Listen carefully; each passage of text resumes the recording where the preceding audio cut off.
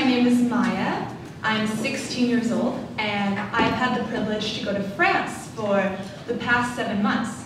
I actually just got back a week ago.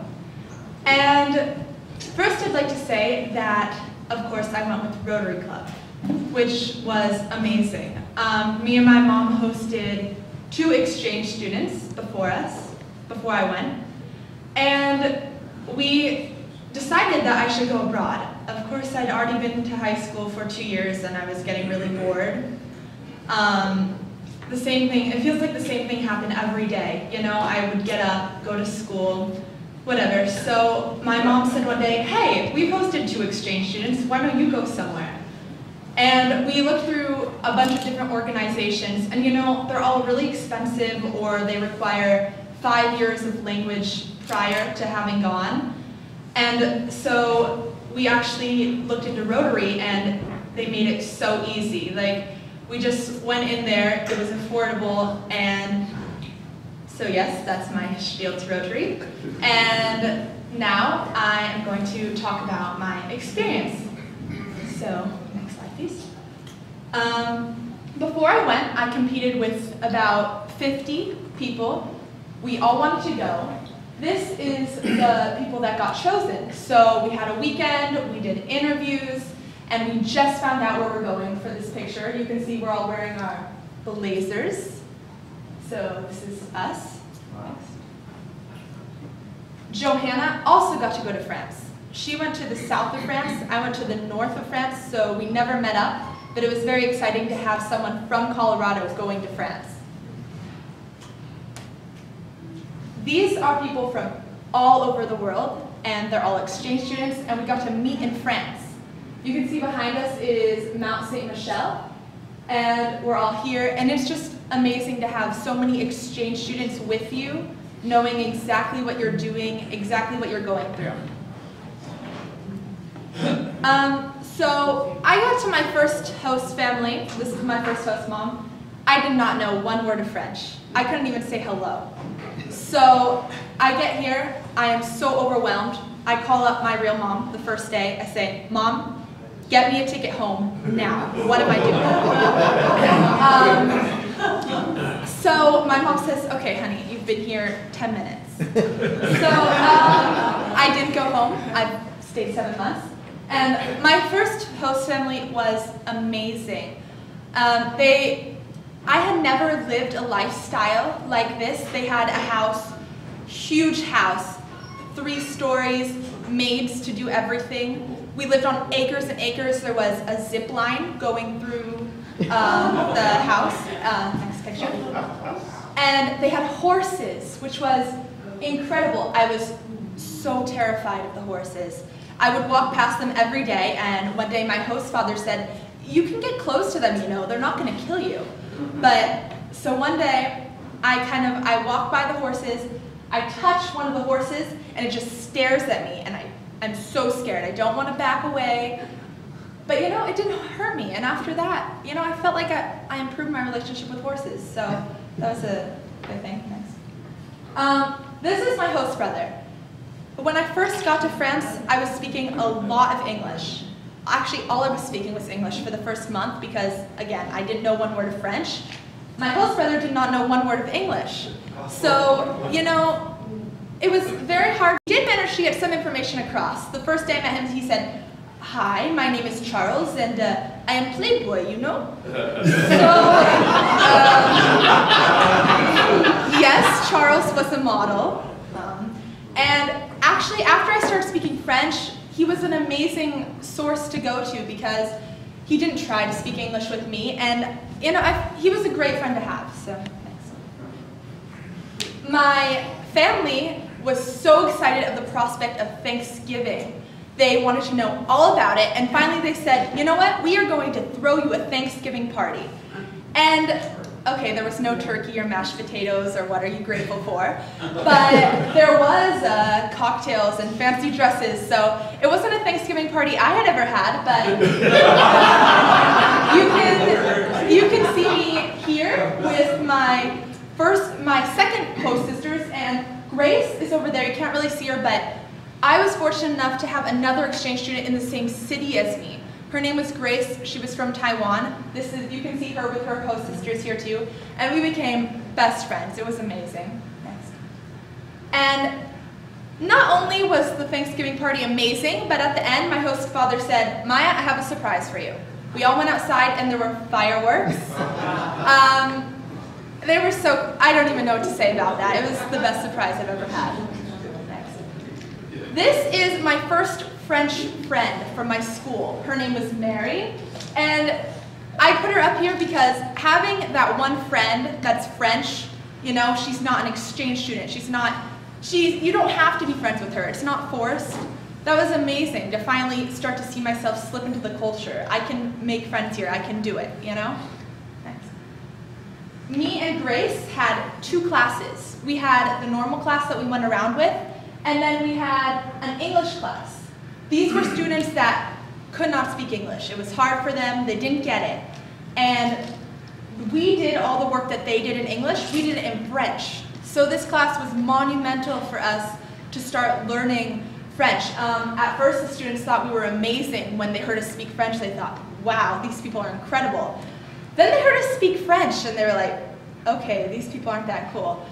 So it was funny to see when we spoke English, we were these important people, and then we spoke French, and they realized we were just like them. Next. This is a typical French town. It's beautiful. You can see the river, all the houses kind of look like that.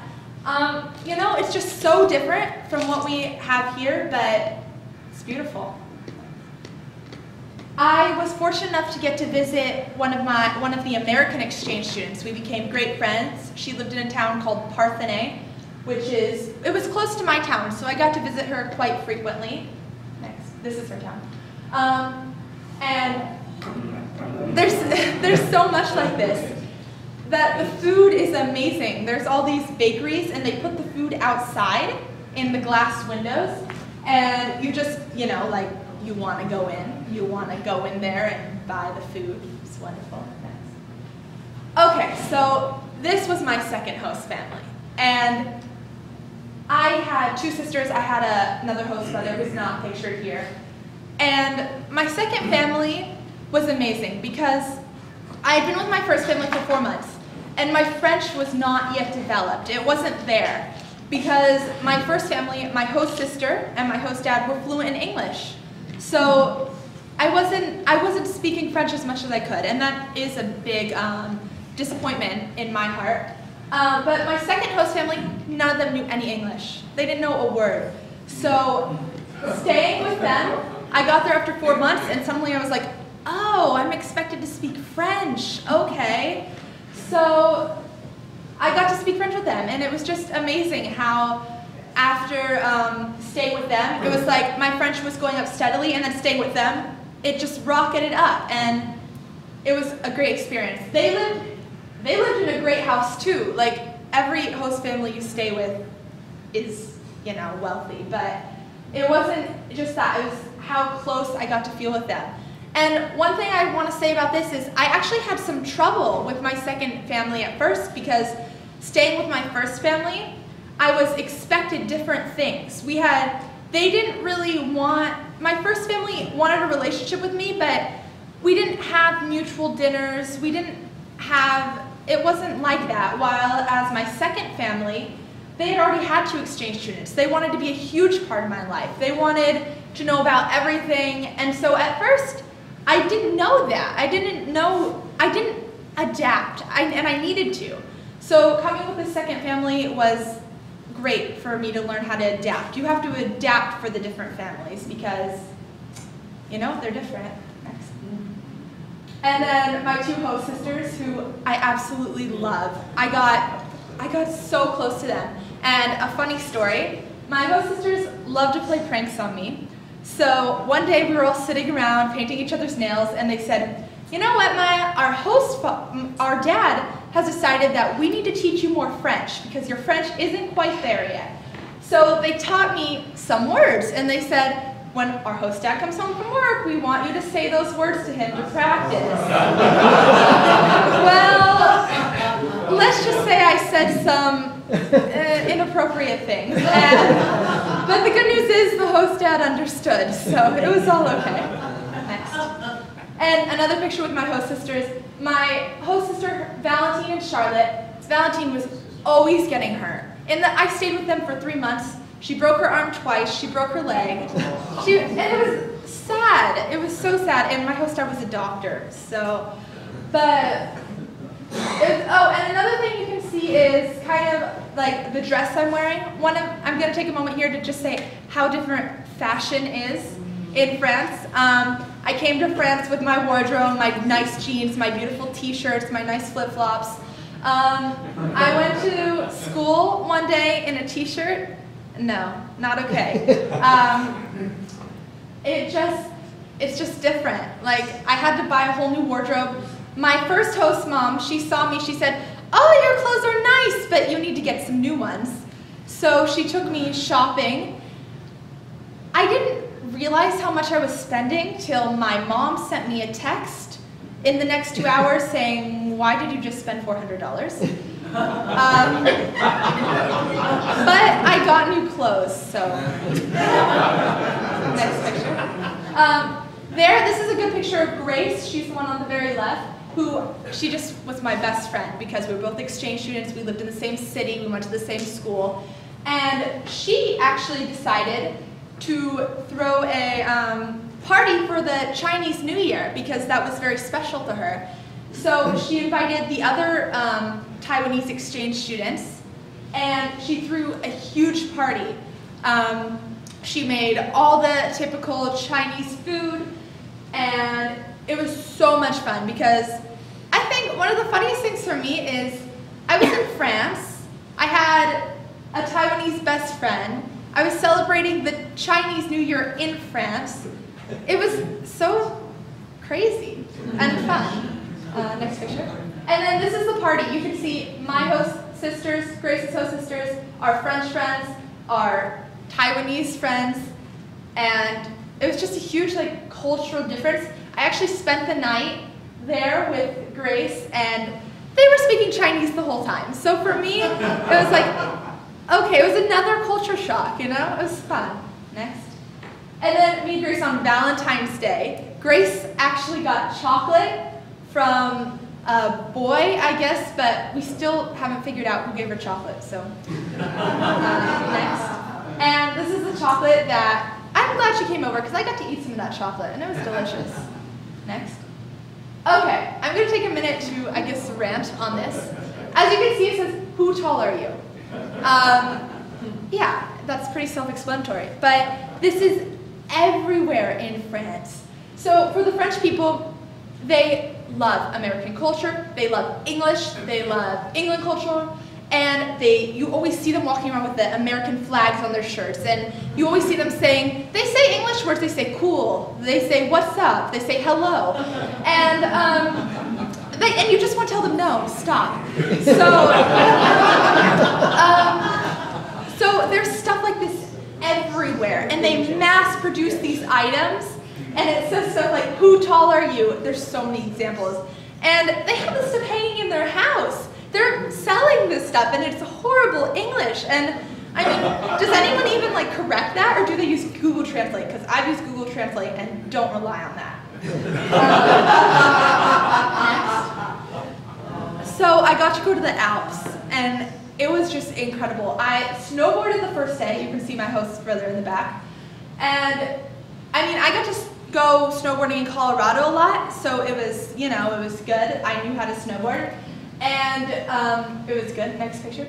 But actually, since we were with 2 other families and they were all skiing, so I just decided to switch to skiing because, I was always in the back, trying to catch up with my snowboard, and finally they were like, "Maya, just go skiing with us." So I did. Next picture. And there's a story on this. So my host sister, the one who's always getting hurt, first day out, we're all skiing, it's a great time. She falls, breaks her arm. First day skiing. Then we're like, okay, that's just awful, it's horrible. Next day skiing, we were with the second family, the best friend of my first family, and we were with the mom. We're all skiing, having fun, falls, breaks her leg.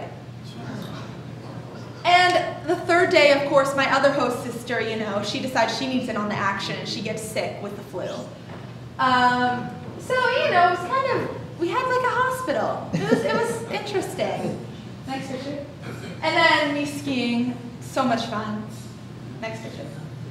So, I actually had a going away party when I left, and I was fortunate enough to get to invite some people. I got to invite whoever I wanted. This was one of the best friends I made. Her name was Brooke. She was from Canada, and we met. She was a Rotary student, of course. So I got to invite her. Next picture. And then to the left in the yellow, right, you can see Amanda, who I went and visited a lot. She's an American, and I got to invite her too. And then you can see my mom, who she got to actually visit me in France, that was just amazing. She got to meet my host family, which was kind of, you know, at first it was really awkward because, you know, when you have this life and nothing in your other life has ever come into that life, and then your mom's there and she doesn't fit, you're like, this is just awkward. So at first it was a little bit weird, but after that, I started translating, which was so much fun for me, you know, like, oh, look at my skills. So I got to translate between her and my family, and it was so much fun to get to talk to her. But yeah, it is weird to have this whole life, and then someone from your other life is in that life, and you're just like, there's no connection. So, next picture. And then for my goodbye party, we sang, me and the other exchange students, and we sang this song called Home, which there's a video, but it was sad actually. I wanted to start crying because the weird part about singing a song called Home is, am I singing to America or am I singing to France? Next picture. So I got to travel with my mom. She came at the end and we went to Bordeaux. There's a huge Ferris wheel in the back, as you can see, and then right over, you can't see it, but there's this huge statue. So you can stand between the Ferris wheel and the statue and take pictures. And actually, me and my mom met two French girls here, and they were so excited to see Americans. They're like, we take picture for you. And so I ended up speaking to them in French, of course, and they were just so excited to talk to us. Next picture. And here's the Gare, the train station in Bordeaux. And me and my mom get off the train station, and my mom is so excited, and she says, okay, we can do this. We have no idea where we're going. And she just, you know, there's someone next to her. She starts talking to him in English. I'm like, Mom, what are you doing? She asks, do you know where we're going? Of course, he looks at her. What are you talking about? Because you don't just start talking to someone in English. But my mom didn't understand that. So I had to, you know, all the time I was like, Mom, just let me talk, because it's like, what if someone comes up to you in America and starts speaking in French? It doesn't work like that. Next picture. And then I got to go to Paris, which was wonderful. Actually, this bridge is great because you have a perfect view of the Eiffel Tower, but you don't have all those tourists, you know, kind of mobbing you. So if you stand on this bridge, you know, perfect place. Next. And then here's another picture of the Eiffel Tower, which I love, and it was raining all the time. It rains so much in France, like not just in Paris, it rains everywhere. And you know, just typical picture. Next.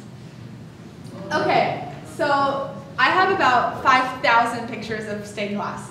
This is the Notre Dame, and this is just beautiful. Like, I can't even stress how beautiful this is. And this is just one part of the picture, but actually there's this stained glass everywhere. And you're inside this church, and there's organ music playing. There's 1,000 tourists, but still beautiful. Next picture. And then this is the thank you, Arc de Triomphe, and at the bottom you can see they play music every night at 5, and it's awesome. They're just down there. Next picture. And then, okay, I'm going to take a little time to talk about food because it's kind of the best thing about France. Yes, next picture. Next. Okay, foie gras.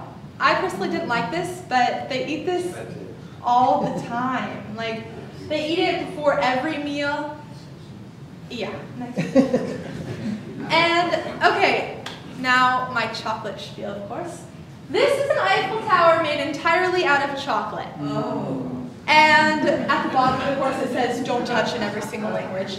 But chocolate is amazing there. There's all these chocolate shops. This was in Paris. And there's just so many chocolate shops. You get so overwhelmed because you go into one chocolate shop and then you're like, oh wait, I can't buy because there's going to be 700 other chocolate shops as I walk down the street.